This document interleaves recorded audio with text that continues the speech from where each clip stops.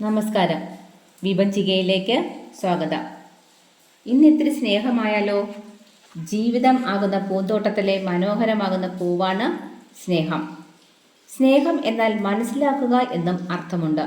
ഒരാൾക്ക് നമ്മൾ കൊടുക്കുന്ന പരിഗണന അല്ലെങ്കിൽ ശ്രദ്ധ, അതാണ് സ്നേഹം.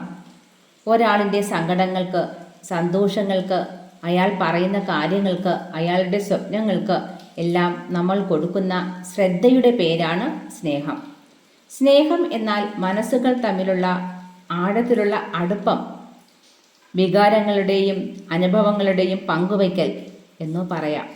പ്രതിഫലം പ്രതീക്ഷിക്കാതെ നൽകുന്ന ഒന്നാണ് സ്നേഹം. എന്നാൽ തിരിച്ചു പ്രതീക്ഷിക്കുന്നില്ല എന്ന് പറയുന്നെങ്കിലും കിട്ടാതെ പോകുമ്പോൾ ഹൃദയത്തിനേറ്റ നൊമ്പരത്തിൻ്റെ പേരാണ് സ്നേഹം. മനുഷ്യ സഹജമായ ഒരു വികാരമാണ് സ്നേഹം. അത് ഒരു ജീവിയുടെ സ്വഭാവമാണ്.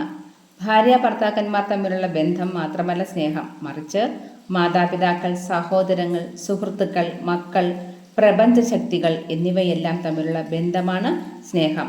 സ്നേഹത്തിൻ്റെ വർണ്ണ കാഴ്ചകളുമായി ഇനിയും കാണാം. നന്ദി.